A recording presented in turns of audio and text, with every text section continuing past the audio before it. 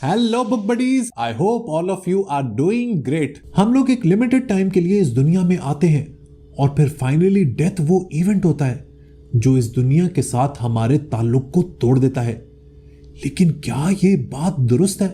अगर हम Abrahamic religions यानी कि जुडाइज्म, क्रिश्चियनिटी और इस्लाम की बात करें तो इन सब मजाहिब का जजमेंट डे यानी कि आखिरत पर ईमान है। इन मजाहिब के फॉलो करने वाले लोगों की जब डेथ होती है तो उन्हें दफना दिया जाता है, इस ईमान के साथ कि कयामत के दिन उनका हिसाब होगा। यहूदियों की किताब बुक ऑफ डैनियल जो कि हेब्रू बाइबल का हिस्सा है, उसमें कयामत के हवाले से कुछ ये लिखा है, और उस वक्त मिकाईल जो तुम्हारी कौम का बड़ा सरदार है खड़ा होगा, और ऐसा दुख होगा कि जब से कौमें पैदा हुई हैं उस वक्त तक कभी ना हुआ होगा, और उस वक्त तुम्हारी कौम में से हर एक जो किताब में लिखा हुआ पाया जाएगा वो रिहाई पाएगा, और जमीन की खाक में सोए हुए बहुत से जाग उठेंगे, कुछ हमेशा की जिंदगी के लिए और कुछ हमेशा की रुसवाई और जिल्लत के लिए। इसी तरह क्रिश्चियंस की गॉस्पेल ऑफ मैथ्यू में कयामत के हवाले से कुछ ये लिखा है, फौरन इन दिनों की मुसीबत के बाद सूरज तारीक हो जाएगा और चांद अपनी रोशनी ना देगा और सितारे आसमान से गिर पड़ेंगे और आसमानों की कुव्वतें हिलाई जाएंगी, और तब इब्ने आदम का निशान आसमान में जाहिर होगा और उस वक्त जमीन की सब कौमें मातम करेंगी और वो इब्ने आदम को आसमान के बादलों पर बड़ी कुदरत और जलाल के साथ आते देखेंगी। इसी तरह कुरान मजीद की सूरह बकरा की आयत नंबर 281 में कुछ ये लिखा है, और उस दिन से डरो जिस दिन तुम अल्लाह की तरफ लौटाए जाओगे, फिर हर शख्स को उसके अमाल का पूरा बदला दिया जाएगा। दूसरी तरफ वो सारे मजाहिब या फिलोसॉफिकल सिस्टम जिनका आगाज इंडियन सबकॉन्टिनेंट से हुआ, उनका बिलीफ इससे बिल्कुल मुख्तलिफ है। हिंदुइज्म, बुद्धिज्म, जैनिज्म और सिखिज्म, ये सारे मजाहिब लाइफ आफ्टर डेथ को लेकर एक बहुत ही यूनिक कॉन्सेप्ट पर ईमान रखते हैं जिसे कहा जाता है संसारा।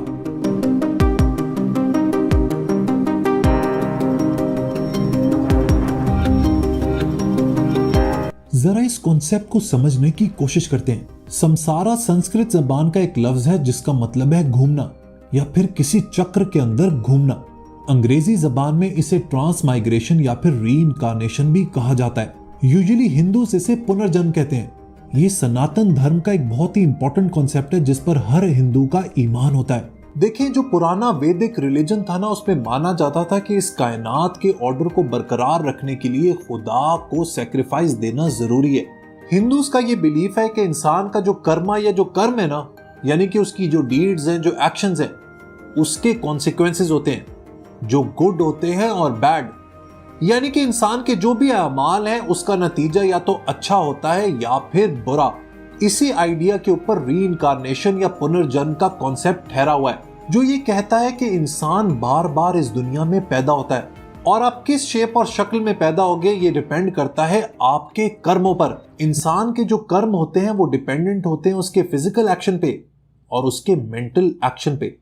अगर आपके कर्म, आपके एक्शन सही होंगे तो अगले बर्थ में आप एक अच्छे इंसान के तौर पे पैदा होगे, लेकिन अगर आपके कर्म बुरे होंगे, गंदे होंगे, तो शायद आप अगले जन्म में कोई जानवर बन जाएं या किसी लोअर कास्ट में पैदा हो जाए। अब यहां पर ना मैं आपको एक मेन डिफरेंस बताऊंगा between Hinduism and monotheistic religions, जैसे कि इस्लाम, क्रिश्चियनिटी या जुडाइज्म। मोनोथीस्टिक रिलीजन्स में माना जाता है, इनफैक्ट इस चीज को अप्रिशिएट किया जाता है कि there is life after death, मरने के बाद जिंदगी होगी, और लोग इस बात को चेरिश करते हैं, इसका इंतजार करते हैं, इसकी बेसिस पर अपनी जिंदगी गुजारते हैं। लेकिन हिंदुइज्म के अंदर ये जो अगली लाइफ में मूवमेंट है ना, इसको वेलकम नहीं किया जाता। This is not the final goal. In fact Hinduism में इस बर्थ और रीबर्थ को एक सफरिंग करार दिया जाता है और इससे मोक्ष हासिल करनी होती है, यानी कि इस संसारा से छुटकारा। हिंदुइज्म के अंदर संसारा आत्मा यानी सोल या फिर रूह की जर्नी का नाम है। हिंदुओं के मुताबिक इंसान का जिस्म तो मर जाता है लेकिन उसकी आत्मा कभी भी नहीं मरती। आत्मा कभी नहीं बदलती, वो इटर्नल है और इनडिस्ट्रक्टिबल है। देखिए दोस्तों, ये जो संसारा का आइडिया है ना, इसका इख्तिताम होता है मोक्ष पे, जो मैंने आपको बताया is the liberation from the cycle of death and rebirth. लेकिन आखिर इन दोनों आइडियाज का इंसान की जिंदगी के मकसद से, पर्पस से क्या ताल्लुक है? इस बात को समझने के लिए मुझे आपको हिंदुइज्म के अंदर एक और बहुत ही इंपॉर्टेंट कॉन्सेप्ट समझाना होगा जिसे कहा जाता है पुरुषार्थास। हिंदू मजहब में इंसान की जिंदगी के 4 मेन गोल्स हैं जिन्हें पुरुषार्थास कहा जाता है। ये 2 लफ्जों का कॉम्बिनेशन है, पुरुष यानी इंसान और आर्था या अर्थ यानी मकसद, पर्पस या फिर एंड।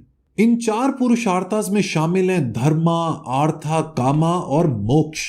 इनको आप धर्म, अर्थ, काम या मोक्ष भी कह सकते हैं।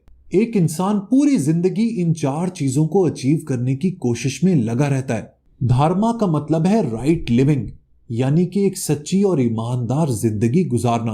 धर्मा दरअसल इंसान की डिवाइन ड्यूटी का नाम है और ये एक ऐसी फोर्स है जो सोसाइटी के फैब्रिक को बैलेंस रखती है।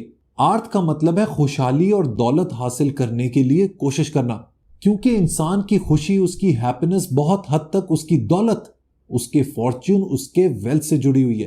अर्थ के बाद आता है कामा, जिसका ताल्लुक इंसान के प्लेजर से है। इंसान ये प्लेजर हासिल करता है अपनी 5 सेंसेस से, अपनी रूह से और अपने दिमाग से। कामा में इंसान का मेंटल प्लेजर भी शामिल है और सेक्सुअल प्लेजर भी। लेकिन इवेंचुअली इंसान की जिंदगी का जो सबसे बड़ा ऑब्जेक्टिव है ना, वो है मोक्ष हासिल करना। मोक्ष का मतलब है लिबरेशन, कंटेंटमेंट और सेल्फ फुलफिलमेंट। ये दरअसल जिंदगी की फाइनल स्टेज का नाम है। मोक्ष की स्टेज पर इंसान अपनी सारी मटीरियलिस्टिक और अर्थली डिजायर से ऊपर उठ जाता है। उसके लिए ये सब कुछ मीनिंगलेस हो जाता है। 6th सेंचुरी BC तक जिंदगी के पर्पस को लेकर हिंदुइज्म में 2 तरह की रिवायत कायम हो चुकी थी। ज्यादातर लोग वैदिक ट्रेडिशंस को फॉलो करते थे, जिसमें वो खुदा के सामने सैक्रिफाइस पेश करते थे ताकि बदले में उनको वेल्थ और प्लेजर मिल सके। जबकि दूसरी तरफ लोग एसेटिसिज्म की तरफ माइल होने लगे। एसेटिक वो लोग होते हैं जो स्पिरिचुअल लिबरेशन हासिल करने के लिए इस दुनिया से अलग थलग हो जाते हैं, ठीक उसी तरह जिस तरह मुस्लिम कल्चर में दरवेश होते हैं। इस एसेटिक ट्रेडिशन को श्रामना का नाम दिया गया और ये बहुत ही इन्फ्लुएंशियल साबित हुई in the development of Buddhism and Jainism. जिंदगी के पर्पस को तलाश करने की बात करें तो हिंदुइज्म में धर्मा सूत्रास ने भी इंसान के जो करेक्ट बिहेवियर है उसका एक फ्रेमवर्क दिया। धर्मा सूत्रास के मुताबिक वो लोग जिन्होंने धर्मा को पढ़ा है, यानी कि उनको पता है कि राइट लिविंग क्या है, उनके पास जिंदगी में 3 ऑप्शंस होते हैं। एक तो ये कि वो पूरी उम्र वैदिक टेक्स्ट को पढ़ते रहें और समझते रहें। दूसरा ऑप्शन ये कि they can seek wealth and pleasure. और तीसरा ऑप्शन ये कि वो सब चीजें पीछे छोड़कर एक एसेटिक बन जाए। लेकिन दोस्तों मसला ये था कि ये जो श्रामना की ट्रेडिशन है ना, ये एसेटिसिज्म को ज्यादा वैल्यूएबल समझती थी बजाय आर्था के और कामा के, जिसके बारे में वैदिक ट्रेडिशन ने हमेशा बताया था। हजारों साल तक वेदास ने यह बताया कि मटेरियल कंफर्ट और पर्सनल फुलफिलमेंट एक नोबल कॉज है। लेकिन श्रामना ने दरवेशी को इन सब चीजों से ऊपर करार दिया। लेकिन 5th सेंचुरी BC में धर्मशास्त्रास ने जिंदगी को देखने की एक नई अप्रोच दी। शास्त्रास के मुताबिक एक इंसान की जिंदगी के 4 स्टेजेस होते हैं, जिसमें सबसे पहली स्टेज है ब्रह्मचार्य। इस स्टेज में इंसान एक स्टूडेंट की तरह वैदिक लिटरेचर को किसी भी गुरुकुल में पढ़ता है और समझता है। इसके अलावा वो धर्मा के बारे में नॉलेज हासिल करता है, फिलॉसफी पढ़ता है, लॉ पढ़ता है और हिस्ट्री पढ़ता है टिल द एज ऑफ 25 और 30। इस स्टेज में किसी भी सेक्सुअल एक्टिविटी में इन्वॉल्व होने से भी मना किया जाता है ताकि वो अपनी सारी एनर्जीज फोकस कर सके लर्निंग की तरफ। इस एजुकेशन स्टेज के बाद एक हिंदू शख्स अपनी दूसरी स्टेज में दाखिल हो जाता है, जिसको कहते हैं गृहस्था। इस स्टेज में वो इकोनॉमिकली एक्टिव हो जाता है, उसकी शादी हो जाती है और बच्चे हो जाते हैं। इस स्टेज में अर्थ यानी कि वेल्थ और कामा यानी कि सेक्सुअल प्लेजर भी उसकी ड्यूटी का हिस्सा होते हैं। धर्मशास्त्रास के मुताबिक जिंदगी की तीसरी स्टेज होती है वानप्रस्था, जो कि है रिटायरमेंट की स्टेज। इसका यूजुअली आगाज तब होता है जब इंसान का पहला पोता या पोती पैदा होती है। इस स्टेज में इंसान अपनी सारी फाइनेंशियल और इकोनॉमिक ऑब्लिगेशंस को गिव अवे कर देता है, allowing the next generation to take over. ज्यादातर हिंदूज अपनी जिंदगी इसी स्टेज पर खत्म कर देते हैं, क्योंकि एसेटिक होना आसान नहीं है।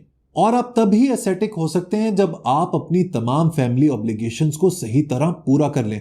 इस स्टेज पर इंसान अपनी दुनिया के सारे कंसर्न्स को पीछे छोड़ देता है और मोक्ष की तैयारी करता है। बुद्धिज्म की बात की जाए तो इसमें भी संसारा का कॉन्सेप्ट है, जिसे व्हील ऑफ लाइफ या फिर पुनर्भाव कहा जाता है।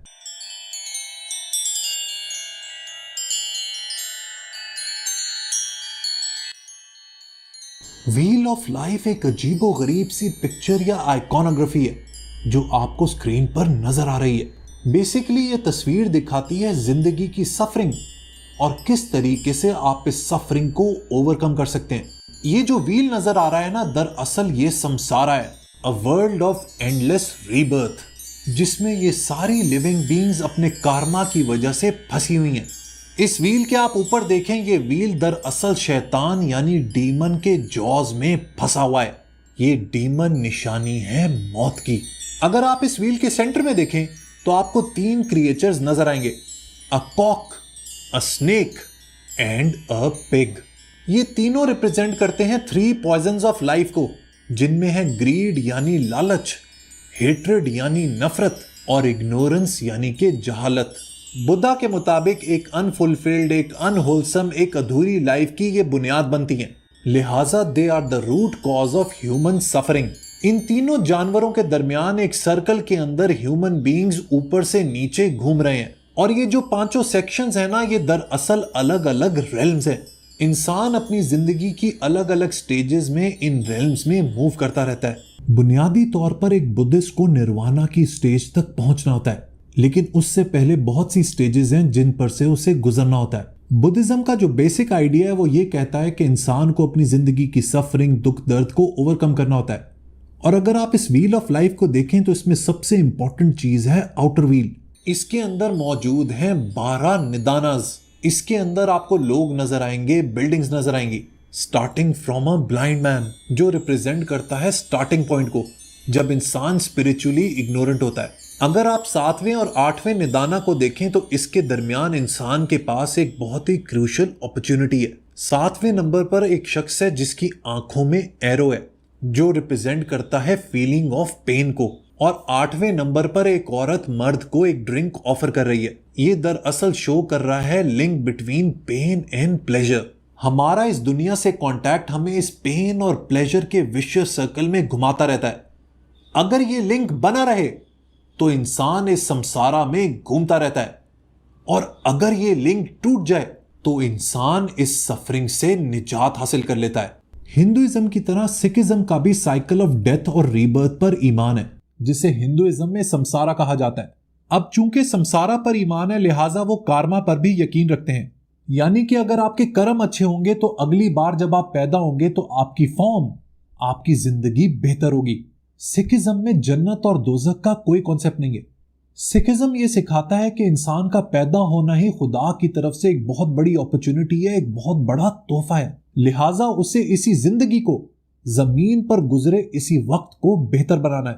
सिखिज्म में मोक्ष को मुक्ति कहा जाता है, which is liberation from the cycle of death and rebirth, यानी कि संसारा से छुटकारा। सिख मजहब में मुक्ति हासिल करने के लिए इंसान को 5 स्टेजेस से गुजरना होता है, जिसमें पहली है रॉन्ग डूइंग, उसके बाद है devotion to God, next is spiritual union with God, चौथे नंबर पर है अटेनमेंट ऑफ इटर्नल ब्लिस, और फाइनली है फ्रीडम फ्रॉम रीबर्थ, यानी कि मुक्ति। जैनिज्म में भी संसारा का कॉन्सेप्ट मौजूद है, जो हिंदुइज्म से काफी मिलता जुलता है, लेकिन जैन मजहब संसारा को बहुत ही पेनफुल और नेगेटिव कंसिडर करता है। ये एक ऐसी पेनफुल साइकिल है जिसके अंदर इंसान अपनी कम अकली की वजह से फंसे हुए हैं। जैनिज्म चूंकि एक नॉन थीस्टिक रिलीजन है, यानी कि उसमें खुदा के ऊपर कोई ईमान नहीं है, लिहाजा मोक्ष इंसान सिर्फ अपनी एफर्ट के जरिए ही हासिल कर सकता है। सो दोस्तों, संसारा का आज पूरा कॉन्सेप्ट मैंने आपको समझा दिया है। इन वीडियोस को बनाने का मकसद यह है कि हम लोगों को दूसरे मजाहिब को भी समझना चाहिए और उनको भी उतनी ही रिस्पेक्ट और डिग्निटी देनी चाहिए जितने हम अपने मजहब को देते हैं। ऐसी सोच से ही ये दुनिया आगे बढ़ेगी और हम लोगों के दरमियान हार्मनी को क्रिएट कर सकेंगे। वीडियो पसंद आई हो तो लाइक बटन जरूर प्रेस कीजिएगा। Until next time, good bye.